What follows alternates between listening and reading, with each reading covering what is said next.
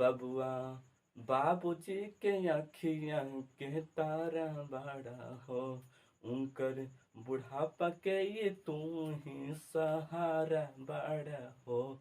बबुआ बाबूजी के अखियाँ के तारा बड़ा हो, उनकर बुढ़ापा के तू ही सहारा बड़ा हो। अरे मजदूरी कर के तोहके पढ़ावले, अपने न खाई के तोहरा के खियावले। हेलो बबुआ, आज पढ़ेला हूँ कोशिका। कुछ पढ़ेला है कोशिका, इंग्लिश में जेकरा कहते सेल। ठीक हो। आज बायोलॉजी के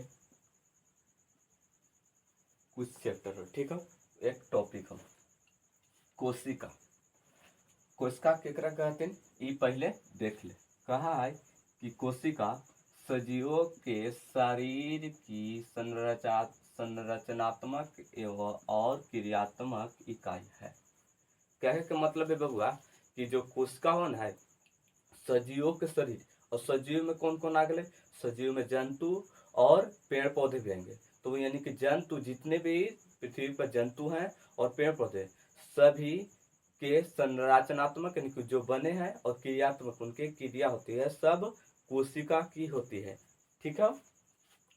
अब थोड़ा सा जान ले कोशिका की खोज। कुछ है कोशिका की खोज। कहा है कि कोशिका की खोज रॉबर्ट हुक ने 1665 ईस्वी में किए थे। यानी कि कही है कि कोशिका के खोज सर्वप्रथम रॉबर्ट हुक ने 1665 ईस्वी में किए थे। उन्होंने याद रखे एगो मृत कोशिका की खोज किए थे। कैसा बाबू? मृत के ऑप्शन आवा है कि कैसे हो, तो मृत कोशिका के किए थे, लेकिन ध्यान दिए कि कोशिका की खोज रॉबर्ट हुक ही ने किए थे। उन्होंने क्या किए थे कि कोर की एक पतली काट में मधुमक्खी की छत्ते जैसी कोठरियां देखी थी जिसे सेल नाम दिया था।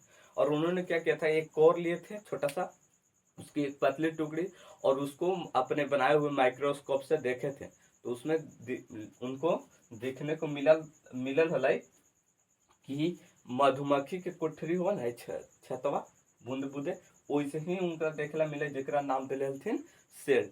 ठीक है।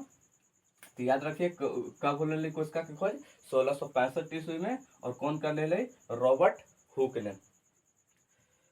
आगे कही था कि लियोवेनहक ने 1674 ईस्वी में सबसे पहले जीवित कोशिका का पता लगाया था।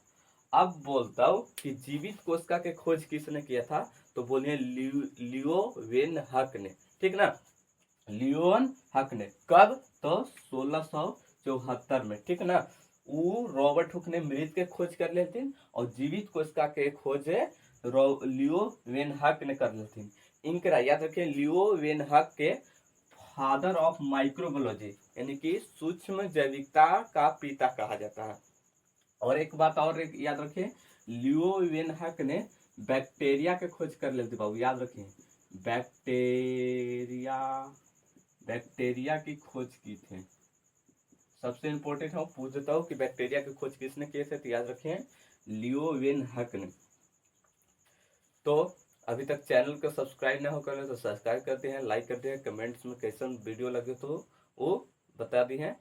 और हम ही सुरेश सर, और आप तू देखे थे बीसी सूर्या क्लासेस पर। तो आगे के क्या हो, चल आगे पढ़ी थी। कहा है कि रॉबर्ट ब्राउन ने 1831 में कोशिका में केंद्र का पता लगाया था।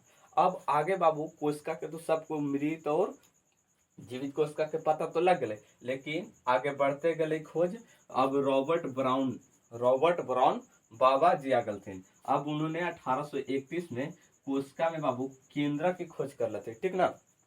कोशिका में एगो केंद्रक हो, जैसे मान लो कि कोशिका हो तो एकरा में बीच में केंद्रक हले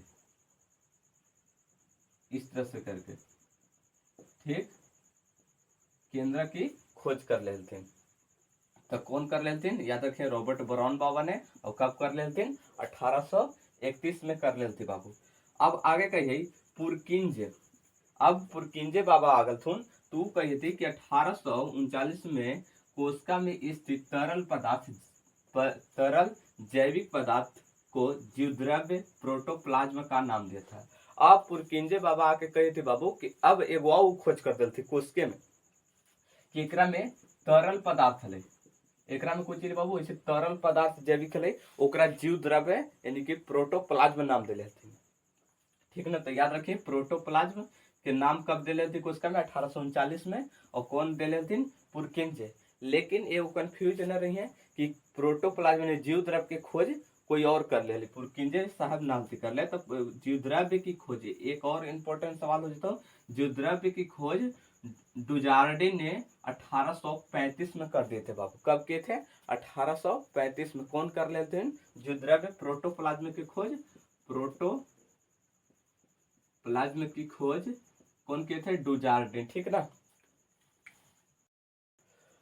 अब पढ़ेला है स्लाइडेन, यानी कि अब दो और है टॉपिक। तो स्लाइडेन और स्वान ने 1839 में, कौन कौन बाबुआ? स्लाइडेन और स्वान दो गो वैज्ञानिक हलथिन। ठीक ना। वो 1839 में कोशिका सिद्धांत का प्रतिपादन किया, यानी कि उन्होंने कोशिका प्रतिपादन के सिद्धांत के प्रतिपादन कर लेते। ठीक ना। तो यहाँ से सवाल उठा देता हूँ कि कोशिका सिद्धांत का प्रतिपादन किसने किया था? तो याद रखिए दो गो वैज्ञानिक, दोनों सह नाम है, स्लाइडन और स्वान। ठीक ना। तो यहाँ से इन्होंने कौची बतैले थे बाबू? कहे थे कि जिसके अनुसार सभी सजीवों का शरीर कोशिकाओं का बना होता है। कहे का मतलब ये ना कि जितना भी सजीव का शरीर बनल है वो सब कोशिकाओं से मिलकर बनल है। ये कोशिका सिद्धांत के कहे के मतलब है। ठीक ना।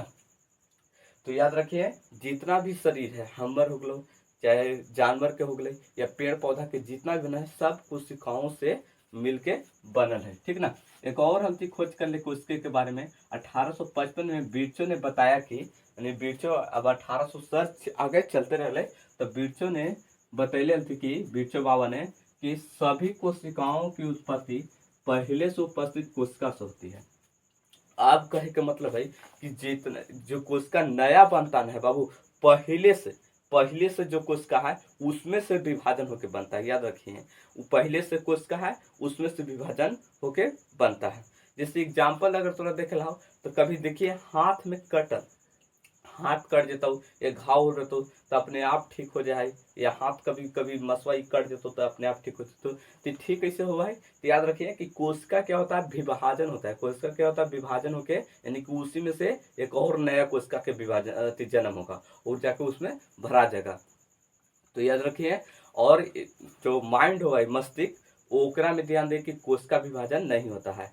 माइंड में यानी कि दिमाग में कोशिका विभाजन न हुआ है। और सबसे अधिक अगर देखा जाए कोशिका विभाजन किसमें होता है तो हमारे यहाँ लीवर, ठीक हो, यकृत में सबसे ज्यादा कोशिका विभाजन हुआ है बबुआ।